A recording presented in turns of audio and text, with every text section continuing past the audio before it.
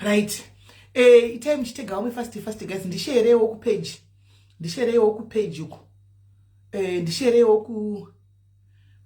ku page guys. Can you please share ku page for me? Can you please share ku page uko? For me ndisherewo ku page guys. Can you please share ku page for me? Ndisherewo ku page.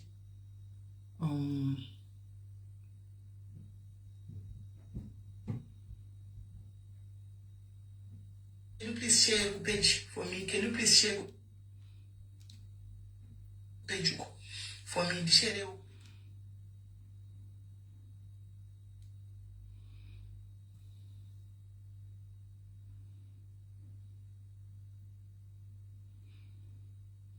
Right.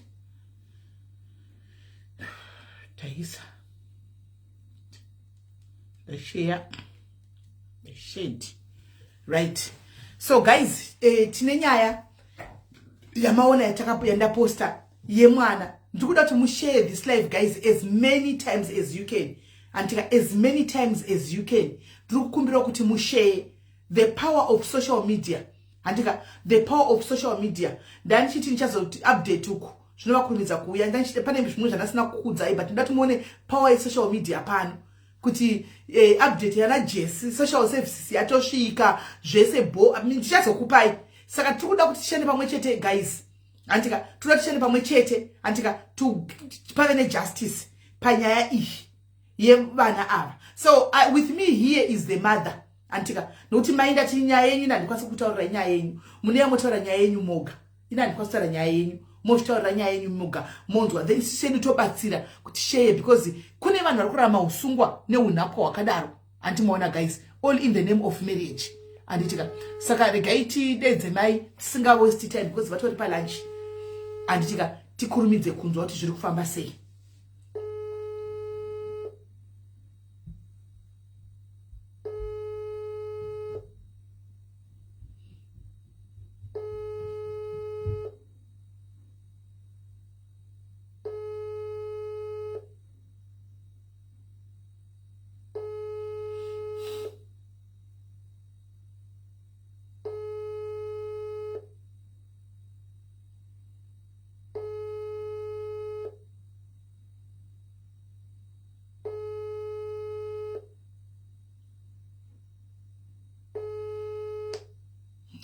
Ngachidai phone.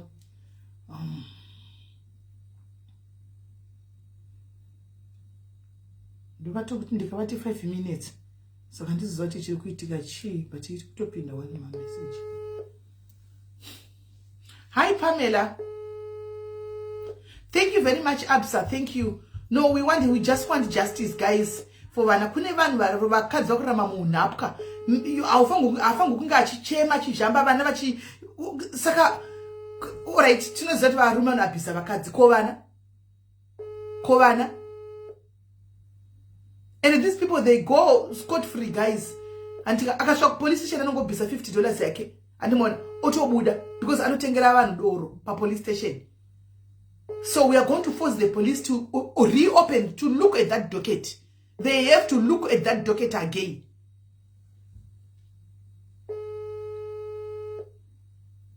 Nevedwe ndiani kwa munari kunikiri ndoita seko mirendi try kufana direct tone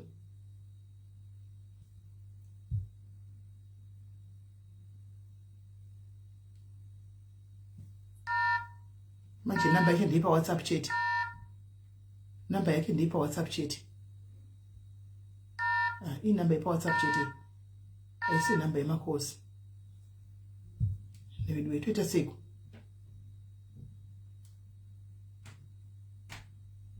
shuru zvairi namba yepa WhatsApp chat kutasiya foni pasi.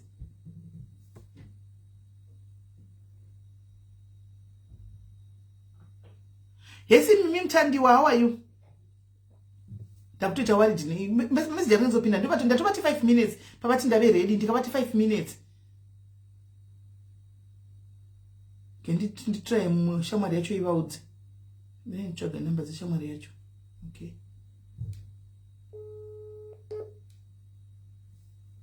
Okay, all right, vauya. Auya, ndatowe worried. Auya.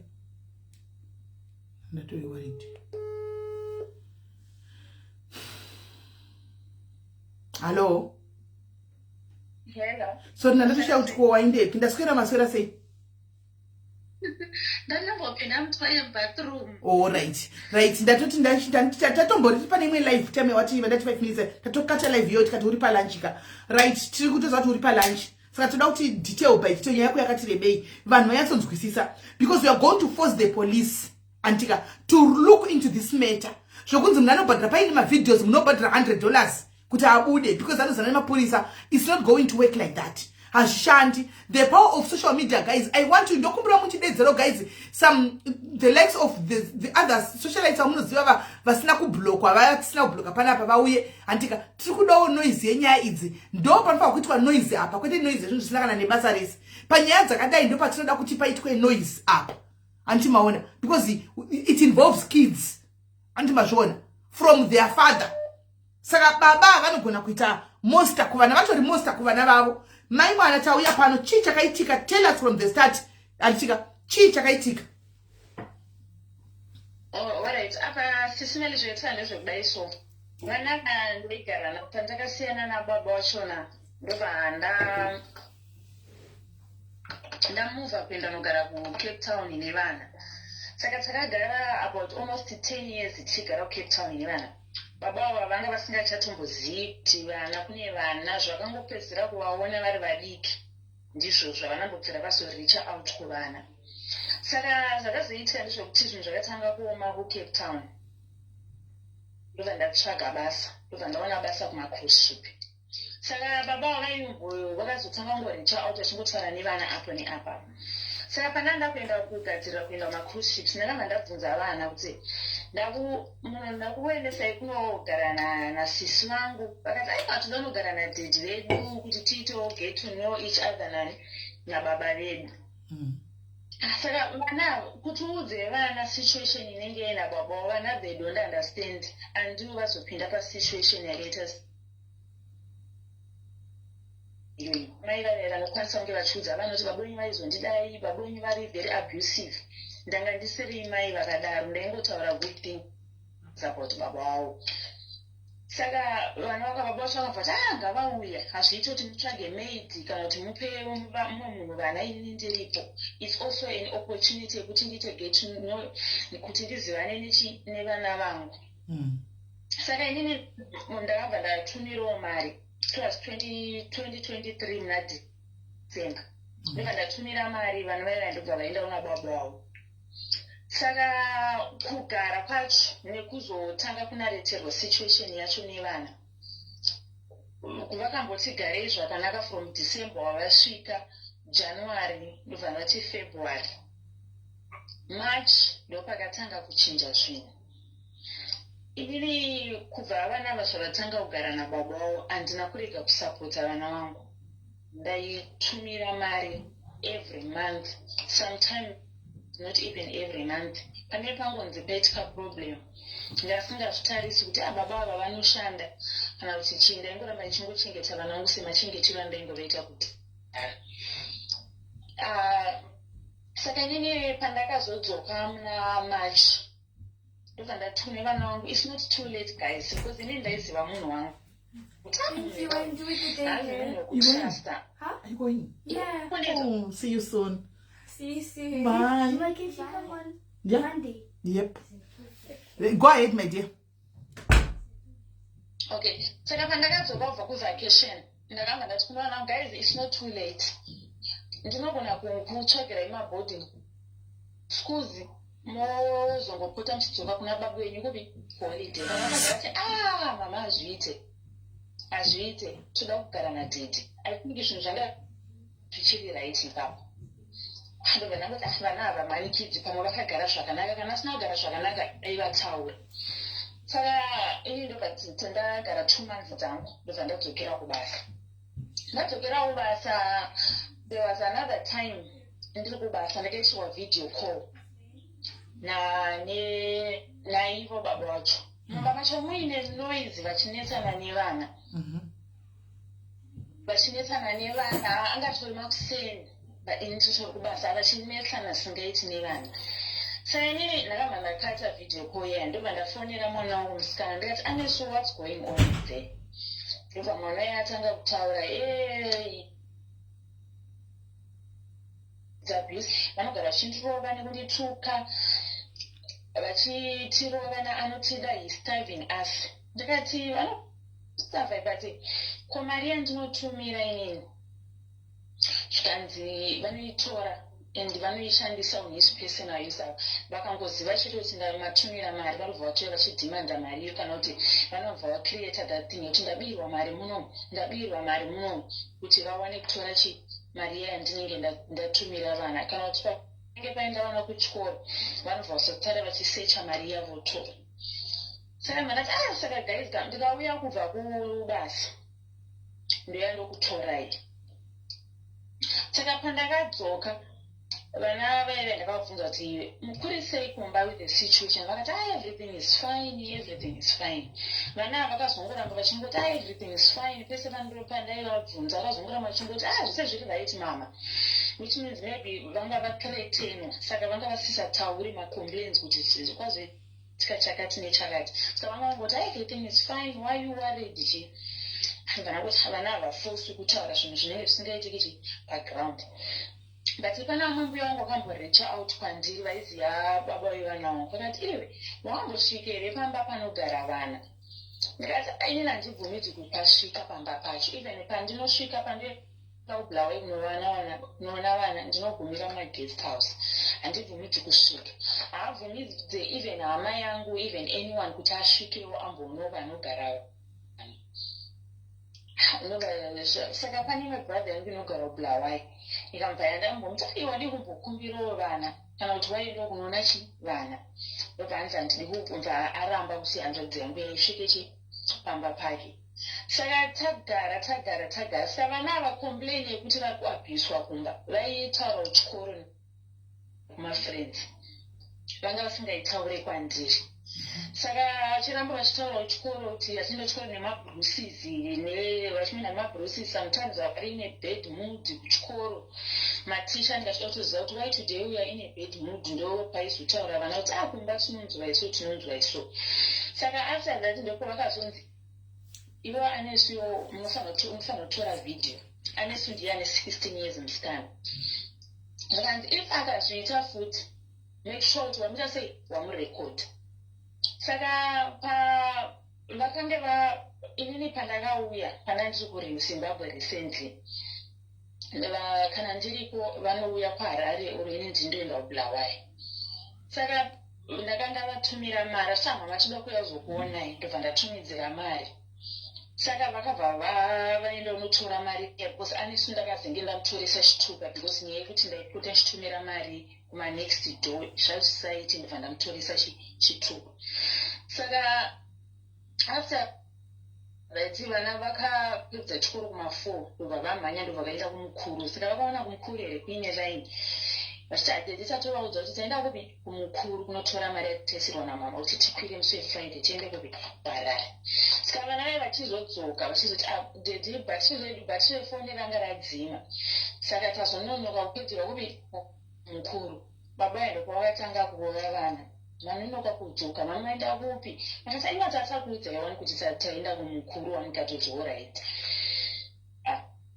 Saka makuseni the following day vana vaya kuenda kuchikoro havana kumuti good morning because I think vanga vakatsamwa here kuti waiya akatirova nezuro achitroera zvatanga kuenda kwavari akati Daddy, can you please give us my radio transport? Uye ndo paakatanga kuvarova akati ndondijairira stereki enda munogara naamai. Saka nyine time yakaitika zvese izvi ndandapedzera kutaura nevana makuseni kuma6. Saka se vana vangu vachazoya weekend ndakavati arega ndiende kumarket ndotsvaga zvinhu mafruit nezvimwe zvakangodaro since vana vari kuuya. Ndakabva ndaenda offline from 6 o'clock to 9 o'clock. Saka kuma7 because ndichitarisa message yandakasenderwa nemwana achinditi mama please uyai kuno izvezvi inga ya 7:03 but nandakuiona nguva because nandiri offline ndakazoiona kuma9. Saka pandakazodzokera kumba ndichiisa ndataga nditarise foni yangu ndopandakabva ndaona video ndichivhura vhidhiyo ndikuona ndianotida mukomana uyu ane 11 years. Ndakashokwa, ndakavhunduka zvokuti ndakatadza ndakatora nguva ndakagara pasi ndichidedera ndichitadza kumira. Because why zvakakurumidza kubva zvanditora bheki kudzokera kumashure matiritirirwa ndaitwa nemurume uyu munguva yatakagara tese. The way akarova achiita mwana wangu ndakaona maflashbacks angu inini emagariro andaita naye kudhara. Ndakamba ndazvishingisa ndatanga kuchema, ndakambotanga ndichichema ndatongotanga kushingisa. Ndobva ndaenda kuna sisi wangu ndasvika ndikati asisi ndo mavhidhiyo akasei asendwa nemasisi wangu akati yo ngatito tienda kubulawayo. Saka time yataenda kubulawayo vana vhidhiyo iri pairohwa anesundi yakatanga kurohwa. Anesi atanga kurohwa ndobva azotanga kurova mukomana uyu. Saka anesi ari kuti hanzi foni yaive pamubhedha.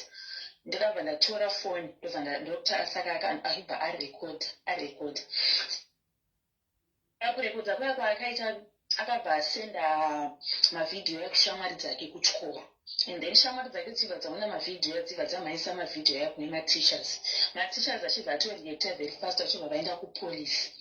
Polisi ichibva yaitoda sei ichibva yauya. Baba vacho achibva vasungwa achibvaendeswa kupolisi zvese nevana. At that time hapana munhu aiziva kuti there is a video, kune video only anesu ndiye aiziva kuti atora video. But haana kuziva kuti kwaitwa quick response yekuti kwabva kwatoenda kumapurisa. Saka they were all shocked kuti ndiani areported this issue. Kumapurisa ndokwakazobuda kuti there is a video yarekodwa, and that video yarekodwa nemunhu angari mumba. Saka pavakasvika kupolisi kuyepesa baba vachona, because this was the second case papolisi, baba vachona anozikanwa papolisi ipapo. Nyaya haina kutorwa siriyasi, dhoketi rakanyorwa zvisiri izvo zvaive zvaitika. Inini dhoketi iri parakanyorwa ndanditori murodhi ndichitoya kubulawayo. Saka zvose kuenda wakaita vana kupova dhokita inini ndanga ndisipo. Saka vaenda kupolisi semunhu anozikanwa ndokune shamwari dzake dzaanonwa nadzo kubhawa, ndokune masarwiro ake mapurisa iwawo. Dhoketi rakabva rachidhurudzwa zvisiri izvo, rakabva ranyorwawo zvimo zvisitori izvozvo. Saka vana vaenda pavakanzi ngavachienda kwadhokita, vana vaenda pavakazofona kuti mama taakuenda kupi kwadhokita. Saka vasvika kwadhokita kuyakuyawo zvakanyorwa zvachona zvazisingamboenderani bhozi mukomana anga akatyoka roko. But zvese izvozvo hazvinambonyorwa, zvakangonyorwa kunzi mwana ari normal. Ini ndinakatozoendesa mwana kuchipatara ndatondeka, zvakangonyorwa kunzi mwana ari normal. Ini ndikatova nemedical report yevana, medical report yakashayika time yandaida kuita sei yandaida kuiona. Saka tazosvika pepe kubulawayo nasisong, takatozosvika vana vatokumba nababa wavo vakumba. Baba vacho vari kubhawa, vana vakanga vari kunze kwegedhi, vakirwa dhova vaiswa kunze kwegedhi. Saka tichisvika paipamba pepe ngosi padhuze nepabhasi store, because inini pamba pandakapaziva nenyaya yekuti pandaiuya ndichitora vana chigara navo muhotel ndaizonovadropa pamba pavo. That's why pamba pandaita sei ndaipaziva bhosi ndo pandaidropa vana kana ndapedza kuona vana paweekend. Saka tasvika ndikanosvika vana vari kunze kwegedhi. Ko guys, muri kuitai kunze kwegedhi? Zvikanzi takirwa panze. Makirwa panze zvikanzi kudhedhi wenyu vaenda kupi? Zvikanzi vari pabhawa. There is a nearby bar riripo padhuze nepavanogara. Sisi wangu wakati ini ndirege ndiite sei ndiende kwanati panaka nasisi wangu. Saka sisi wangu wakati rega ndiende ikoko. Ndoko vakabva vamuteera pabhawa pabenga, ndasara ndakamira parodhi. Ndasara ndakamira parodhi ndakatomona akuya nachi nasisi wangu. Ndopakanditi mai anesu ite sei pindai. Ndikati ina sikupinda. Ndaivapindai. Sisi wangu ndakati daivapindai, handi munoona panodi munogara vana venyu. Ndopatakasvika tikapinda mumba. Sisi medi mumba ndikati manga mune salt, ndinototi manga muri nani. The house was empty. Munoziva inonzi empty. Manga musina, tongoti manga musina chinhu chaivemo mumba imomo yamaive munoziva chingwa chaicho chatinotenga mumasupermarkets chatinoslaisa tega cheshe. ndo achiri chebrown ndo airemo mahalf bread anga akadhivaidwa mahalf bread akakamurwa nehalf imwe iri mufreezer imwe iri mufridge ndicho chikafu chaivemo mumba imomo that time ndicho chikafu chaivemo saka sisi wangu pakati tine nzara tinoda kubika tobikei upfu uri kupi vakubvunza kune mwana wangu musikana akati hamuna there's nothing in this house zvikanzi what do you mean there's nothing in this house zvikanzi mba munomanza chikafu zvikanzi saka since when zvikanzi ndo magariro enu tinogara takangodaro zvikasika muri kudyei uyo yandopakati ini sometimes kana ndine nzara I go and eat at my friend's house. That's Anisha, why you never tell me that? What's not wrong with that? Come Maria and to me that every month you guys you always ask you for money. Mama, we need money for this and this. Do you understand that? Why not? You always need to each calf. She can do things I did. Someone I'm single able tower and I've been aware of us on the Ranyara. So some of us, you are not that they never snatch calves. Come on, even Anis, you won't lose or Timonia switch gay. And I said, the parrot Maxine, no, in the Takadar, to snap each other. She wants to say something as the chin white, she will be safe in it. She was to say, can I take a say, but not to walk chord. Which I think she would say. Tichida kudya kana takutabva kubi tabva kuchikoro because tikachidya chingwa chimakuseni patinozodzoka isusu kubva kuchikoro tinenge tisina anything to eat. Mwoyo wangu wakaenda kure ndakarwadziwa but semunhu ndakashaya zvekuita ndakapererwa saka patakaenda akabva ataura manheru iwawo sisangu vakubvunza kuti kandikandi chii chekumboitika pamba panapa. Akati iye hapana everything is okay. Sisangu akati nesekuona kwandiri kuita hapana zvirimbori okay. Ndo sisangu pavakashedza vana bva vagadzika vana pasi akati Anis what's going on. Vanhu vakatanga kutaura kuti tinorohwa every day kana kuti maybe almost every day hatibvumidzwi kuenda panze handibvumidzwi kusocialize. I'm always inside the house. We are not allowed even to sit in girlfriend yavo dzedika uye anotora hembe dzangu if I complain vanotanga kundirova saka panapa tinorarama like slaves. Vakutobvunza kuti mama is this our real dad. Tisangu ndo vairamba vachibvunza mibvunzo iyoyo. Ndo pandakahamba ndati inini zvekutaura zvinoita sei zvinonetsa ndatimbomirira iti mapolisi anoti chii because I was so defensive. So patakaenda kucourt day rekutanga ini ndakazoenda kupolisi the following day ndichibvunza kuti saka court yacho iriko rini. Date recourt ndavanga vasingatodi kundiudza date recourt mapolisi aya vachingonditi enda kuna nhingi ndichiti saka mapurisa ari kuita nyaya yevana vangu ndiani because there are some things zvandinoda kubvunzawo. Hapo iye mukadzi iye akazonge achinzizva nei ainzi mapurisa iye akazouya andakazonzi mumirire ndiye ari kuita nyaya yevana vako. Paakauya ndikati ndatomumirira because ndakamukira kupolisi kwacho makuseni. Vandati ndakadii ofisa ausvika mupurisa waya ndachikumbira kubvunza nzi ndimuri kuitawo nyaya yevana vakadai akati ndiri kuita but now handina time yekukuatendai. Ndikati ndachida kungoziva zvikanzi noamai nyaya yekuenda kukoti. Vandati saka koti iriko rini zvikanzi nemandi. Vandati kotani zvikanzi ndikasika ndofamba sei zvikanzi handisi kutokuziva nyime endai kukoti chete nemandi. Ndopandakabva ndadzokera pada saka iye ndakabva ndasangana naye muroad. He was bragging zvekuti inini muno muzimbabwe munomu chinoshandai mari. Kana usina mari ndopaunoenda kujeri but kana uine mari hauende kujeri. Papolisi apa inini hapana zvandinotomboitwa. These are my friends. Ndotamba navo ndonwa doro navo ndinovapa bhiya.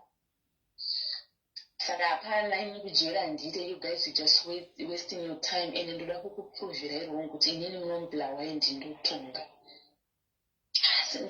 Saka iwewe unoita mhosva dzako dzaunoita just because you just get away with it. Zvikanzi inini handisungwe muno. Saka nokutowesta time and for sure takati ndasvika kukoti musi wemandi takayamukira kupolisi because inga singazivi kwekuenda kuti ndoenda kuvi ndaida kuti pamwe ndokwanisa kubva nemapurisa kuti ndikwanise kuziva kuti ndikuenda kupi ndikabva ndanzi inini sanoendai munogara kukoti 2 munomirira ipapo isusu takutoona sisi wangu kuti tine vana tichitobuda papolisi tichitosangana naye achitodhiraivha mota yake achisvika papolisi paipai ari kutotakura mupurisa aita nyaya nomumwe wacho vari kutotipfuura vachienda tiri kuzosaka tichihaya mota tichizotevera kwekwe takavatangira kusvika ndofunga mhino kwavakaimboenda nako tichisvika ipapo tichigara iye achitosvika neloya rake raive naro akatosvika achiratidza loya riya zvikanzi endai pana pp uyu ndiye anopedza masports ndiye ari kuziva nyaya yangu ndomasvikiro akaita sei achiita sisi wangu pakati iyo mainesu pindo mukati imomomo unzwe kuti zviri kufamba sei ndopandakapinda mukati meyamea ndikati ndokupura kubvunza kuti ofisa ari kuita nyaya yangu ndevapi yekuqueens park saka loya riya naofisa vaya napipi iwacho naivemo wemukadzi vachitochinja kunyora dhoketi achinja dhoketi inde pane asvika ndikati kwaimini dhoketi ramuri kunyora iri nderani zvikanzi ndera aneso ndikati bati nyaya yevana uyu yakasiyana ka saka imini waiziti makunyorera dhoketi panapa madhoketi evana maakwachinja iwo akanyorwa kupolice station wai maakuanyorera panapa akati ndanzi ndinyore ndikati magonzi munyore nani ndopaakandisiramwe pipi yanga ari ndokati chii chiri kuitika ndikati ndikubvunza because idhoketi remwana wangu rakanyorwa and there's my name on it saka ndikuda kuo ndine right yekubvunza kuti waiziti rakunyorwa futi panyowani uye ndopaakati chiimbori inyaya iyi ndikati inyaya yeabuse yevana but there is a video but padhoketi apasumbomentionwa everything about the video and stuff hazvinambobvira zvanyorwa and kurova kwakaitwa vana inonzi chipo there's assault iyenzi iassault is it assault assault yes assault yes yeah pamadhoketi yange yakanzi assault saka ipapo uya pipi akabva titone video racho ndopakabva akashoka akati why yakanzi assault nyaya yakadai so ndobva atoti kuna pipi yanga akuchinja dhoketi akati no iwo mira ipapo ndopaakatanga kumuudza kuti no this is physical abuse this is not assault this is physical abuse uye ndobva atonditi kwandiri kwanzi bvisa nyora apa nyora kuti denied bail nyora kuti physical abuse nyora kuti chichi zvese ndobva ndatomuudza ndikati aramba nemabhete evana akandonditi nyora zvese padhoketi ipapo ndobva atonditi pipi zvikabvaenda kuna deputy wacho ipapo ndobva anoexplainira achinzi kuti why you change the docket from assault to physical abuse akati is a video ndobva iye atoti hazvitoiti ndobva takwira kumusoro kwemukuru wavo uye ndobva atoti no you guys have already spoiled my day ividhio rakaita sei ndibaba vakaita sei vanorova mwana like this man needs to go to jail denied bail anofanira kutoenda kujera anofanira kutotongwa saka patakazobva paya ndobva taenda mukoti imba tapinda mukoti ndobva yapostpona to Tuesday ndobva tadzoka the following day ndopa ndakatanga kuona kutanga kuchinja manje ndobva yapostpona futi to the following day ndiyakazoitwa sentence yacho isusu handizivi hangu ingeri hasanambopinda mukoti handina mbobvunzwawo kana vana vai kuti vambobvunzwa zvakangonyorwa padhoketi ipapo ndo zvakangoshanda nezvaingobvunzwa iye achinyeba imomo ndo zvakangoshanda ndobva anzi saka vana ava after zvese zvaitika zvichiraseka kuti ainini vana ava ndisina kana basa navo handisi kuziva kuti from here vachaenda kupi kana kuti vachaita sei that's not my problem akatotaura daro mukoti inobva zvikanzi mai vevana ava vari kupi ndokati avo vari apo zvikanzi vanoshanda here zvikanzi ndakanzwa kuti vanoshanda kumakuship ndokwavanoshanda zvikanzi right zvikanzi since pasina mwana akambokuvara but pane mukomana akakuvara akatyoka ruoko but in court zvakanzi since pasina munhu akakurara, since pasina any damages zvakaitika, tiri kukufaina $200. Ndobva atofainwa $200. Ndobva atonditi iye akati wazvoonaka kuti inini you guys muno muZimbabwe tisi tunotonga atiende kujeri zvekudaro. Ndobva zvangopera zvakadaro nanhasi. Right. Yeah. Andichada hangu kubvunza mibvunzo yakawanda. I'm not going to ask you questions dzakawanda guys, because takada kuti tenge kubvunza mibvunzo kuna madha yakawanda munhu akatodzungaidzikawo nezviri kuitika, zvimwe zvacho nawo zvinenge zvisingasa kuti paite zvinenge zvisingasa make sense. Saka after mabuda kukoti what happened? Makabva matora mamabvisa vana after sabuda kukoti ndakabva ndangoenda nasisi wangu vatangonopeka hembe dzevana. Ndobva ndangoti hainini hapana chishe chinombondirwadza because murume yangu ugara nevana ava for 1 year. Ini ndatanga kugara nevana ava vari vadisika, hapana chinombondirwadza. Vanhu vangoenda ndikanopeka zvinhu zvevana vangu. Ndobva ndangotora vana vangu bva ndadzosera vana vangu back mukastodi yangu. But chakandirwadza ndechekuti iye haana amboita basa nazvo kuti vana vachiri vari kunyora vari pakati petemu chii chichazoitika. Hauna green button rumbi, buda udzoke. Hauna green button. We are kuti can I add help for once? Hauna green button, buda udzoke. Buda pa life ugodzoka. Endera yimbe. Saka ndozvakaitika.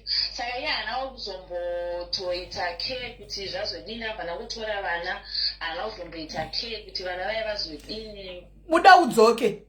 Buda udzoke dia. Buda udzoke rumbi. Itobva pa live zvachose ugodzoka. Itobva semunhu abva pa live ugotsvaga ugodzoka pa page wozojoina. Buda ugodzoka. Taurapo. Saka iye life yake yakabva yatongoita carry on. Atozotanga kuricha out kumwana nhasi aona kuti apa social media. Okay. Ndopa atozotanga kuricha. Saka pesa apanga atongoita life yake as usual. Asingatauri nevana. Asingatauri nevana. Ana after amukupi nogara kupi. Okay. Ana because iye ari kublame inini kuti inini ndindakamusungisa. Vanhu vese vari kuudza anenge asingatauri chokwadi kuti ndakasungiswa nevana because of this and that. No, anenge achiti mai anesu ndo vakandisungisa. But inini shungiri everything zvese zvakaitika izvo zvika vazoplana vana kuzomutora video ini ndandisitoripo nasingatozvizivi because ndakazobvunza vana anesu wainini musina mugara mandiudza kuti mama ndozviri kuitika zvikanzi mama because imi munogara kure saka even tikakuudzira zvimeke sense tinothreatenwa nekuitwa sei. Saka that's taingoramba tasifine ndozvizvo. Saka inini ezvi nezvaangablame amai enesu ndovakandisungisa inini papa kesi yase yakaitika samai vevana ndaivepo ndandakamiriro vana vangu hazvasingaiti kuti inini nditye kuenda because ndozoblamwa kunzi ndiye akazodai ndiye akazodai. But kesi yangozopera achiti mai vacho ndovakandisungisa but inini ndakatowana asungiswa kare. But that time yakaendeswa kupolisi kunoripotewa nyachana inini I was offline ndanditombori online. Right now tichitaura kudai so pane munhu ari kusenda ma messages panapa. Now I don't know whether to read this or not. Handiziye guys kuti munotendera kuti ndiverengere kana kuti should I just ignore this? Should I just ignore this? And because iso tine video yemwana and that video is what we are using. Antimaona because dei kwakuri kuti ndimai kana kuti vaita negligence dzavo vari kudi yamene koko pakudana kwavo pachivana antika and we've got the proof of the video mumaoko mwana achidzipiwa nababa achinzi ndokuuraya achiita sei. Animona so that video iyoyo ndo yatichisa pano because injustice for mwana but anyhow panoitika nyaya dzakadai se big platform anditika pane message yatoitapo izvo zvinichara nemukudai sei ndotoverenga apa yapinda handiti. So I don't know whether to read this or not to read this. I don't know now. And munhu atonyora haasitori ghost, munhu atouya anetori nezita nefesi yake. Saka I don't know now whether to read this or not. Ari kuti wow. Should I read? No, verenga. Verenga is saying I'm going to do it number one. They're going to say, and I don't have a problem with it. Can I worry for more? I and then I don't face saying it's okay. Okay. Sismeli, nyaya uyo chef nyari, there is more to it. Bata ibaba vevana, mutaure navo, and here, his side of the story. She was like a big sister Pandiri, nyarai ushu. I know a lot. Let's not tarnish zitare munu, nekuda kwe bitterness. She went to the extent of sleeping nemurume wangu, kutindiri wadziwe. She has been feeding these kids hatred towards their father.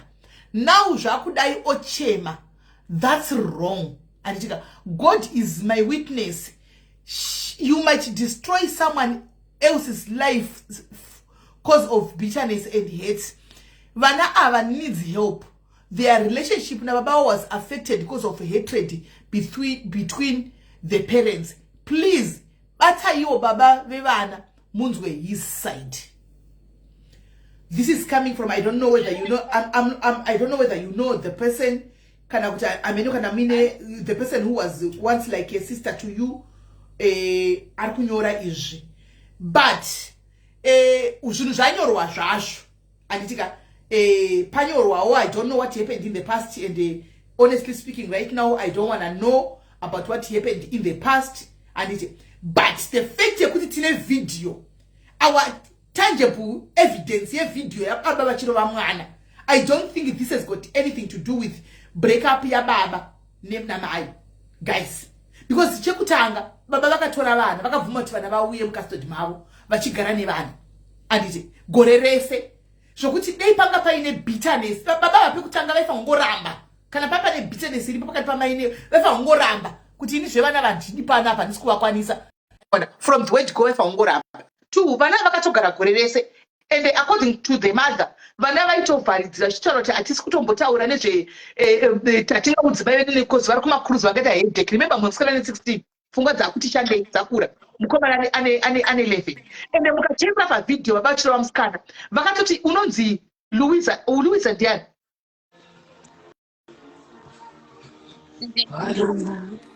Anonzi Louisa ndiani?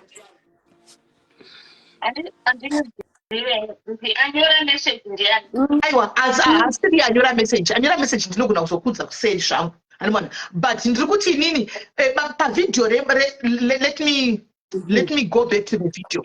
Let me go back to the video. Hello. Kona vari paFacebook imbomita iPhone yenyu. Imbomita iPhone. Right. Okay.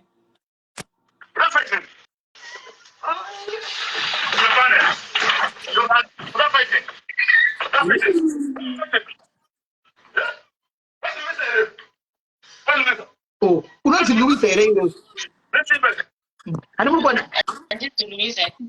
Baba vanokutaura kuti makachera video yemwana wenyu mukomana painzi ndokukuvadza ndokuuraya mufana iwe. Pane pakanzi unonzi Louisa here iwe. Unonzi Louisa here iwe.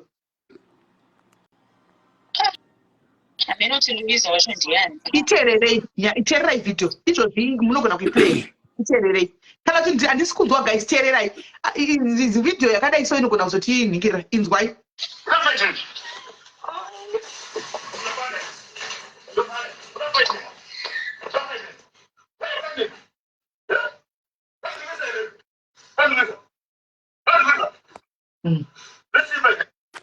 Ndikuivhara because iyi video isina kuita zvakanaka guys. And kwanza unonzi Louisa here iwe. Unonzi Louisa here iwe.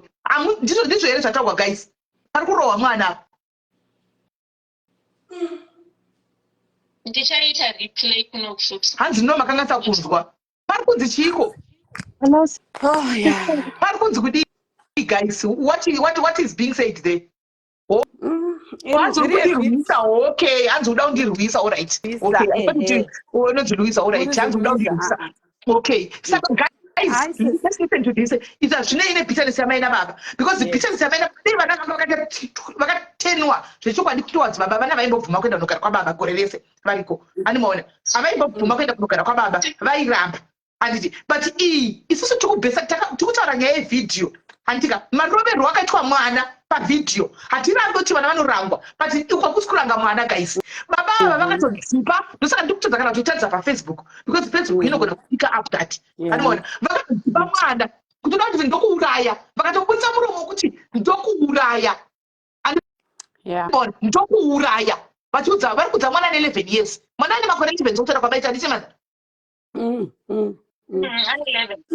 mwana 11 years anditi and then munhu oenda kupolisi this is child abuse anditi munhu oenda kupolisi onobhadhira $100 fine odzoka nekuti mwana akazovhunwa ruoko edi hatichaitaure because hatina medical report rekuvhunwa kwemwana ruoko ende kwadhokta kuri kunzi futi mwana anga asavhunwa ruoko but tiri kutaura vhidhiyo yatiri kuona yakarohwa mwana ndatiri kutaura chiruma vanhu vapedza vonotaura mukoti kuti vana ava handina chokuita navo handika mai vakatora vana vavo vakaenda nevana animona vakaenda nevana vavo kuharare guys vabereki vakazvara vana vese vari 2 mwana umwe mu16 umwe 11 mai vawana basa handika baba vanotaurira baba vavo pafoni handiti mai vatora ichi ndakuti kuise boarding school chikenda foni kuendesa vana kuboarding school vana vati tizani nababa vedu regai chimbonogara kwababa imuchinda kubasa there was nothing wrong with that handika chero mai ava vaiabuswa handika unenge usingafi kuti mna chanoabhusa vana vake anomaona ivo vaiabhuswa yes paive nerudo kapa but vana vako unenge usingafungi funga idzo of course pakabhaizika vaiva ngokufungawo neudhose lines kuti pachaimbondiabhusa kuvana kwazonova abuse here handimoona but vana 16 mwakuti toendeni kuna baba ikokoko tonogara zvaitona vagara zvakanaka 3 months chete vana havana kuudza mai handika haisiri iyo yatiri kubhesa nayo nyaya panguva inoi tiri kubhesa nevhidhiyo tikubhesa nevhidhiyo handimoona kuti pane vhidhiyo iripo baba tichitoona haisi kuti yakarekodhwa nemwanasikana ne16 handi akatumira kushamwari dzake shamwari dzikatumira kumaticha ekuchikoro maticha akaekta akafonera mapurisa because maticha akatoona kuti iabuse iri kuitwa vana that's why they send the video kumapurisa dei vakaona isiri abuse kuri kurangwa kwevana handifungi kuti vainzi mapurisa ndo akaripota handifungi kuti maticha ndo akaripota handifungi kuti vairipota but vakatora iri abuse so how then now kuti anonzi aubhadhira $100 obuda asi takabhochi vana ava handika handina chekuita navo handimoona all of a sudden nokuti nyaya iyi yabuda kusocial media ndati vatisendera message yasandwa nemurume akuti reach out kuvana now because the video raida kusocial media guys handika so whether baba vakurira mu-abusive relationship and this is not the time yekupointa mafingers kuna mai ava tikuda justice for vana I think she has seen handika she has seen kuti hazviitwe kuti elephant will never change its sports handika haichinje elephant masports ayo haichinje kana vaifunga kuti maybe nokuti kuvanawo vanogona kwakafunga bvudza kuti maybe kuvana achachinja uda vana vake elephant will never change handika its sports vatodzidza vaona there's no need right nekuti tambe chisungira mai vazvo zvakatoitika she has learned ipapo problem yedu sevantu we are stuck in the past now we are moving forward justice for vana mwana uya traumatized kukura achidzipwa nababa vake kudai so vachimudzipa baba uchidzipa mwana wavo kudzipa kuti ndokuuraya anomaona justice tiringoda ndeyevana chete inini apa tisimirira anti ishu kana ivo vachida kubringa up munanyora message inini I'm not hiding inini ndoti ndiuye live munyika yese ndione kana kuti ndionekwe nawhoever that's why ndakatanga kunyora paplatform pangu because handisi kuzouya ndiri hide situation yevana vangu saka kana pane munhu ari kuti it's because of hatred and bitterness and whatever kana tikuda kuseparata issue yevana yes we are separating the issue dzenyu dzokuti makazowirirana idzo ndedzenyu idzo hatinei nadzo hatinidzo dzauya kwatiri isusu chatiunza chaita kuti muye pano ivhidhiyo yevana handika yatakaona many people called me yesterday nenyaya ndasvika sei nyaya many people called me kuzosvika iwandibata ndandanzwa nemategi ndandanzwa nokufonegwa nana kuti kune vhidhiyo richipindwa ndichiti ambati munhu anyora anenge socialite anyora papeji pake apa ndi wazouya iwewe handiona ndobona kuti okay ndachimbotegwa sitana kurakazara paposti pangu but ndandisikunyatsoza kuti what is going on handiona ende semunhu ane peji ndinoti naiwe zvanetsa handiona but wauya wega zvanaka handimaona so we are going to separate the issues guys zvekurana kwavo zvokupurugwa mawe zvatinei nazvo guys hatinei nazvo yedu justice ndeyevana handimaona ndeyevana mwana akabviswa plaster here, my sister akavhurika ruoko. Namboiswa plaster kanga kangoiswa chinonzi chishe. Chisling. That means anogona kuva asina kuvhurika bhozi. Dai akavhurika kaiswa plaster. Akavhurika. Anyway, haisiriyo nyaya iri pavhidhiyo. Proof redu ivhidhiyo ratinaro. Proof redu ivhidhiyo rokuti baba ava vakati vaitoabhisa mwana kurova. Guys, imagine kurova mwana kusvika pakadaro. Aiwa kuna kuronga kwakadaro. Guys, maona video ega. Makariona video munozviziva. We just want the police to do the right thing. Let this docket be opened again. And a video no guys, let's share this video. Let's share. We want justice for this child. We want justice for this 11-year-old child. And see, ndoba mwivana teaser. Mutsimba. Maya kwa cruise ship. Mwana mwana teaser kuba abuse ya baba. Oenda mu street kule tuchuta ba drugs no kuita street kid because of zvakadai so. Baba because anogara mu area. Toziva kuti kwese kude war. Toziva kuti maprisa chanda nemari. We all know that. Right? But pamwana no guys. No, justice for the victims. Yes, yes. And what you are saying, all this you are saying, ndizo chase. Kuti baba mukanyatsa utarisa kurowa mwana ukoka uko. Kutorowa kune munhu anotouraya. You understand? Yes. Kana mukaona matsikirira akaita umwe wacho uroyo. But that picture kind of you. Akatsikirira kunyatsa kutsikirira musoro pasi nehuro. Fine. Now let me tell you what needs to be done, guys. Pane vanhu vashoma pamwe vachazonzwa. Vakadzi mimi. Toziva kuti isusu tiri nherera mahure, machii, zvakangosiyana mulife. Wakomana musasire munhu mwana. Muri kunzwa.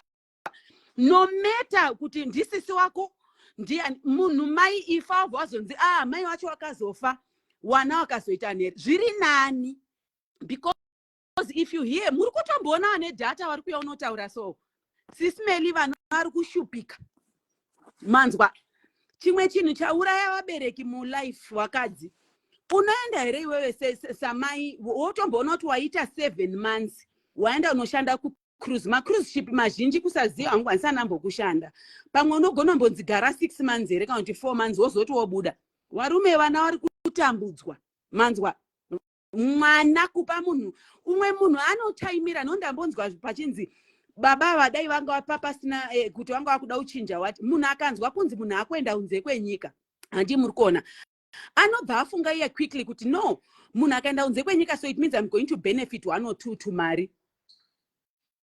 Handiti munoona because mai awanga kutotumira tumari itwo tunotokuuraisira futi wana wako twacho at the same time unobvunzwa unzi wana wari mumba mangu as baba nevana unopa vana mari here iwewe mwana ane 12 newhatever ndo anoenda kwamukuru kotora mari unouraisa wana handiti unoona izvi ndikuona runyoro kuti mbopedzai kupedza tinopedza munhu akangozviziva izvozvo kuti akutoda kutoti wana watonotore mari asi inini ndini munhu mukuru ndiri kugara nawo haazozvioni izvozvo zvekuti iye akada kubata mari anoita regai adairako nyari kubatei mari munozoti mother inini chitanga vana vachitanga kugara nababa wavo ndakaudza baba vacho and I don't know what happened vakangondibloka handizivi kuti what was the reason saka ndakaricha out kumukwasha wangu inini ndikati baba uyu ndokumbirawo mundiponerero baba anesu muti hanzi namai anesu can you please unblock me ndiri kuda kusenda mari yevana. But why was he blocking you achigara nevana? handisoni nyaya yegirlfriend yake ndozvavakabvunza kuti imamo ndibloki kana muchigara nevana vakati no girlfriend ndiyo yangaita yakandi unblock yakandibloka aramba kushanzi inini kana musenda mari dzevana tsvagai somewhere else which is I have proof kwekusenda mari ndikati aiwa imi mandinzi munhu mukuru saka ini ndaida kuti ndipone ndichisendawo mari yevana kupi kwamuri zvikanzi hazviti vakaramba zvikanzi girlfriend yangu haizvibvumire zvekuti inini nemi tiite sei ticommunicate saka ini for sake of peace ndakabva ndatune mwana because there were some things vana zvavaiuya kwandiri vachidhimanda zvavainzi itirwai namai venyu like vana kuenda kutrip vada kuchikoro kune something chirikuda kuitwa chinoda mari vaingoti vakadhee dzinonzi tirwa ina mamwenyu handina mari but inini kwekusenda mari ndakanisina that time ndobva ndati Anesa unawo here shamwari ndobva aenda kuna sisi veshamwari yake ndiko kwandanda kupota ndichisenda mari ikoko ndikati Anesa anotora mari kumba kweshamwari yako unouya wodza dhedhi vako dhedhi ndatuma mama vatumira mari yakati ishi inini kuti ndisatumire mari pafoni pake akange asingadi nekuti aiti girlfriend yake haidi kuti inini naye tiite secommunicate saka ndakazoona zvinova kutumira mari kumunhu hazviite sei hazviite because musikana yakazopa excuse yekuti ave nenhumbu ende for sure anga ane nhumbu saka kuti azopota achienda kunomira paline rekunana mukuru zvanga zvisisaite ndopa mwana wangu pake tena 16 this December yatabva ndobva ndati Anesu iwewe inotora chitupa udza dhedhi vako vakutorese chitupa kuti zviite izi ndikopota ndichita sei ndichisenda mari pauri direct. I think it's much easier ndogona kuedha Anesu wachona pafoni. No. She's not 18. Issue yekusendera vana mother kana musina kupinda in my situation maybe munogona kuiona somehow. Aiwa inina on your side mari yekuenda I'm on your side ndakupa advice kuti mwakadzi ndakasiye vana 16 but mari torwa kunotorwa kumukuru vana vaitouya nemari dzitatora mari yatumirwa namama kana kuti baba wacho dzimwe nguva ndo vaitovaperekedza kunotora mari iyoyo voti mari ndipei kuno ndichengete ndiye ndichengete. Saka girlfriend yanga isiri kuziva kuti boyfriend yayo iri kutora mari iyoyo ichichengeta yanga isikati kuti mutaure pamwe chete but mari yako ichitorwa vana vasingapuwi chikafu mari that is meant to be for the kids kuti vatenge chikafu then haichatengi chikafu vakuishandisa girlfriend isingazivi issue. Saka inini maproof yekuti ndaisenda mari shamwari yemwana nekumwana ndinayo inini when it comes to vana vangu vandakarera vandakagara naye kwenguva because murume yanga angone 1 year chete achigara nevanhu from 2023 naDecember. Saka ina handina kuita samai handina kurega kuti vana vakati tinokuenda kutripi kumba chikuda kutenga chakati even ngosha ikoko mama ndokumbira mari yembedza ndakasenda mari kushamwari yacho baba tokaenda kanotenga okay inini hasina problem anangoti vana because she is 16 kubata mari yakawanda zvasingaiti but naiwo nandisina choice. Zvino isusu tiri justice yevana we want justice for the kids ndopa nenyaya yedu zvekuzoti kuni she has learned guys after this lady is gone we can now talk about guys toita sei nevanhu vane situation dzakafanana neidzo kuti unoda kuenda kumakuruzi vana vapa varipo tosiya vanhu vochitaura but zvazvino justice for the kids. Babanda wasungwe. Tegai zetarapi police Bulawayo zetarapi Harare tegai police tegai this docket needs to be reopened and this nyaya needs to be looked into. Auntie, how come pane video rakadaro munobhadhara $100 chete onzi chinda zvasi zvakaoma kutaura pavideo tinokuuraya iwe. Yes yo ngavasunge hawo ngawangosungwe baba and vanotosungwa then vana since vana mai vavo vana vavo vafree. Yes wabereki ngatitore vana vedu tinodyirwa vana nemhondi vanhu vacho vanotouraya vanhu vacho vana sisi vana mai vana baba they kill. So let's push to take good care of our kids tega. Video andika uyai asina video wese ngauye zvake ku WhatsApp paundi mupe video please recirculate izvo kuti du baba mukaisa ndinokupa ine picture yavo mukati video moti picture pasite mobva mavatega star ravo iro dauti vabonga uyu moti video moti picture pasite mobva mavatega andisi maona ngazvidaro because this is so sad guys video rera mwana nemhikikiri mwana ane 11 years wakunotsika kuda kutsika kubata huro kudai kuti ndokuponda kuti ndokuuraya mwana ane 70 ane 11 years. Hanzi naMary Mparadza ramambure lots of loopholes mukunyepa mai ava chero vakanyepa iso video riripo chero vakatirevera nhema mai avo zvavari kutaura vhidhiyo riripo. The video ndakati kushandisa isu hatisi kushandisa kwedrama yava pasina proof. The video in our possession is the one that we are using. Anoona video ndinaro uyai tikupe video zvokuti vanyepa kana vanyepa iso video tinayo. Handisendi video ya vanhu vatouya pa video regai ndikupe video munyatsokufambisa video zvino kutoti kwai nai vanyepa ratove drama iyo video ndo ratiri kushandisa because video it's proof enough. Video it's proof enough. Kana vazonyepawo zvimwe vanyepa hamene mukutaura but isusu tiri interested nevideo. We are interested nevideo ndo ratiri kuda. Now we have so many people who wants the video now.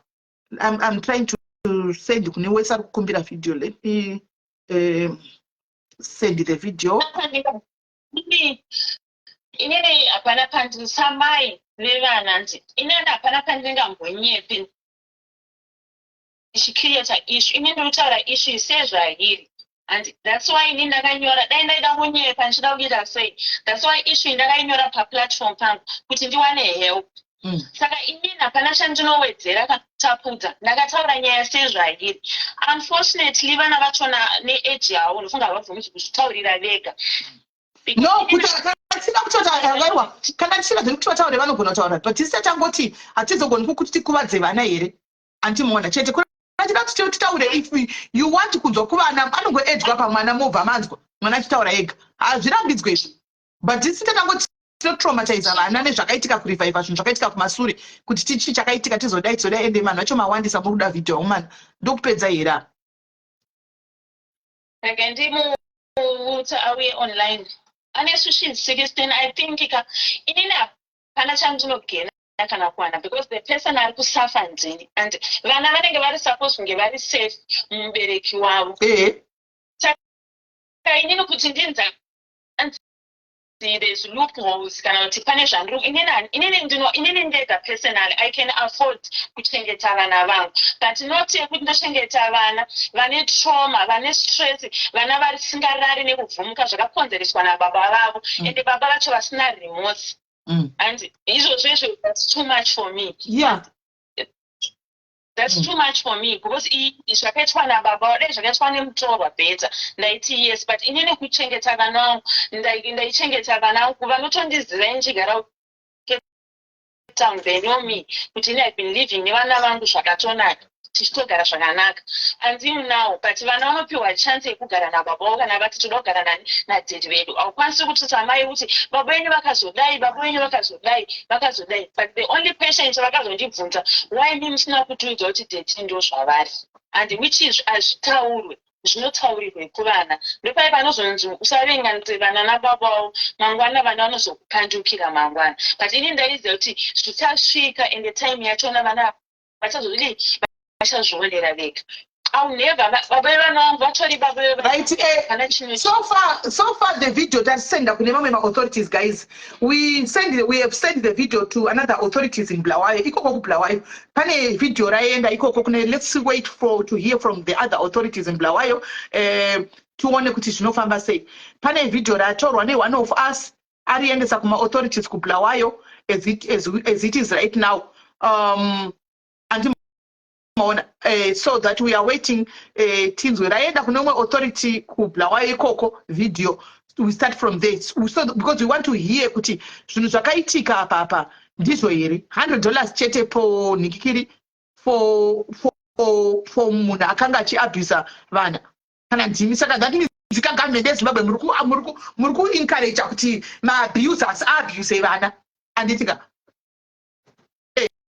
muri kubvumidzana kuti muri kuita kuti vanhu vabvume vaabuse because hakuna kamutemo wacho kuZimbabwe saka vanhu vanokuita zvavanoda kungoabhusa vana vanomaona guys hazvibudi imimi vanhu vacho vandapa makawandisa vandapa video ipaiwo vamwe guys ipaiwo vamwe chipanana ikoko kuseri video iroro panana ikuseri ikoko panana ikuseri ikoko panana ikuseri ikoko panana $100 fine yekubata mwana uchitsika mwana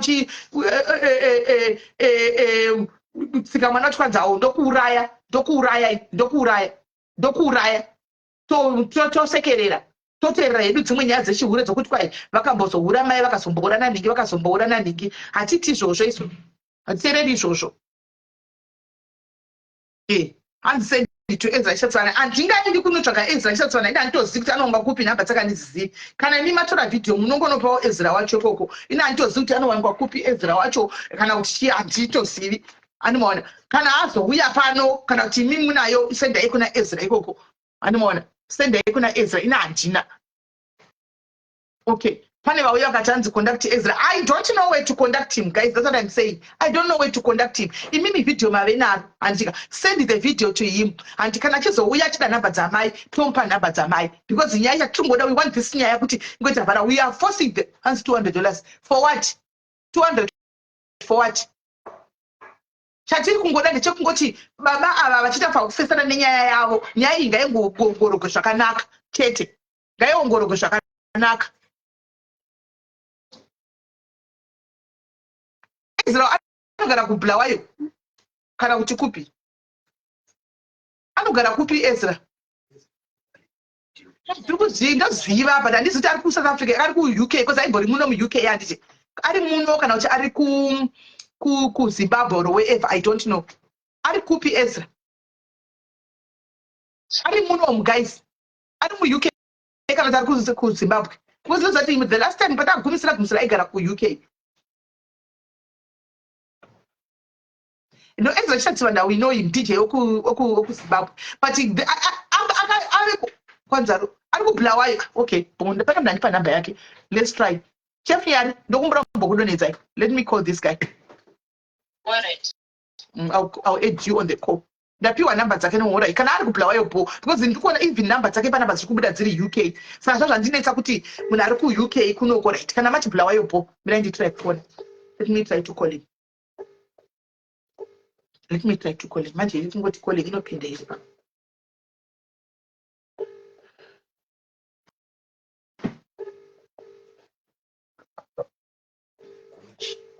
Open.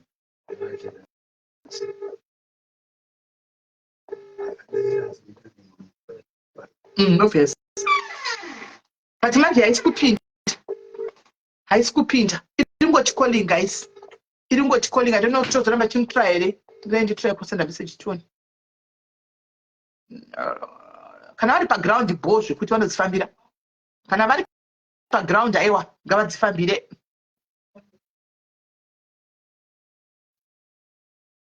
Can I background one of the family? The Fernanda Tikaha Munarku's UK because number it's a UK number. In a one ticket, guys. Hans is based in both countries. Okay, but in a one tick, guys, Kurakuti is not online. In a one tick, Kurakuti is not online, but in the same message. So the moment he gets back to me, to Vatabata my man, I think that will be fair. I think that will be fair. I think that will be fair. The moment they are going to matter to Vatamu Panyaya and then to Vada Eda my man, and then to Tangre Papo, plus Yaenda Mapurisa Mame, Yenda Okunema authorities Kuplawa Koko, Sakarika Itin, Kukutan Kudi, Young Sipo Yawacha. Chatongo Day justice right now.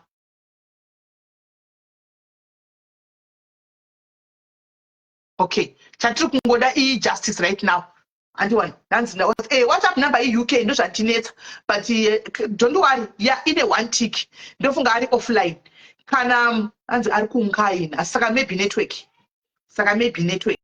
Saka in that was a message. Actually, you wanna the Gomuti, hi brother, how are you? I need your help. And one, Saka Achauya, Kanauya, and then talk to Mupiranyaya, Tamupanyaya. And then can I background and the family? Is this fair, guys? Is this fair or not? Again, it's the same way when I tip it, the name because Shaka owner.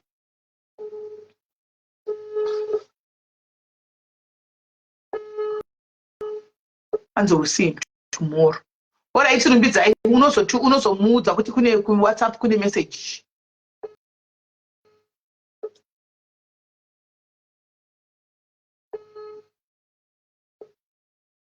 Tutor.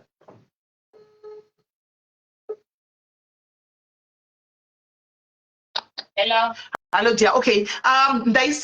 Ezra ndapiwa number. I tried to put to call him, but it's like hakuna network. Because ndaisa ma message angu ngone one tick. Saka inini zvandakuita one, kune mumwe munhu akatora ma videos ayati ndipe ma videos akaendesa kwaesa andika, and then ndo ndasa message kuna Ezra. Kana achinga auya akandibata, then ndobva ndakuedha ipako kana kuti musingabatikise zvomuri kubasa ndongompa number yenyu ochikubata because ari kunza background. And anodzifambira kana ari paground, saka obva adzifambira paground. Sichedu kungora vachingopa update plus ma videos I've given to so many people kuti acirculate, so tenge chingo update ani.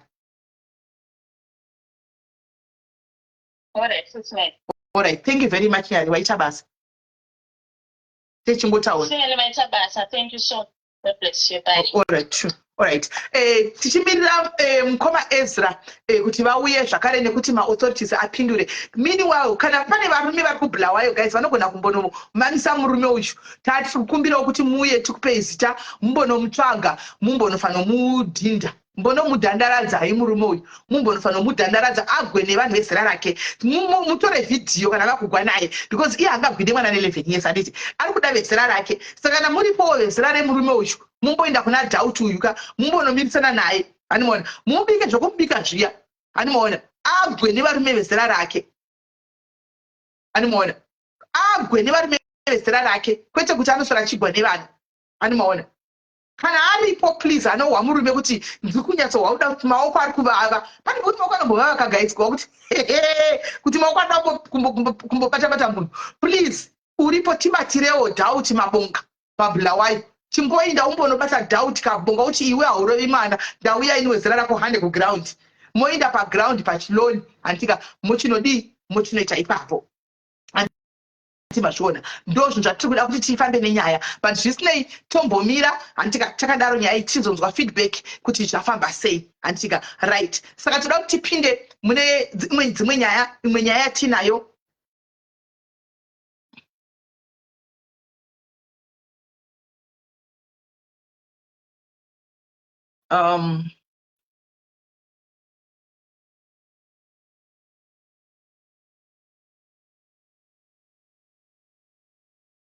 right.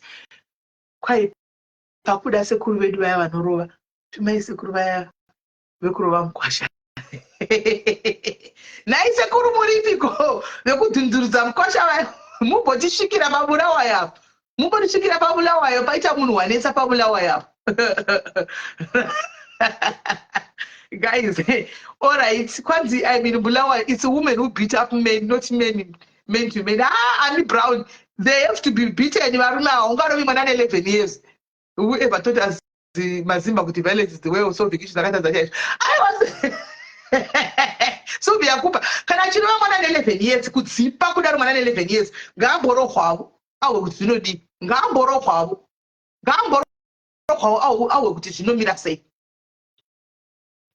Ngamboro kwanza kuti zvinomira sei. Animaona. Right. So guys, musaenda.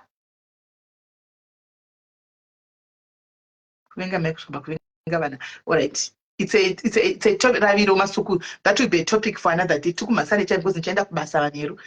Saka before that right now, the guy ni mbokata tuye nemwe nyaya antika tibetango kiafa nyaya zacho dzose. Handitika ndakungoka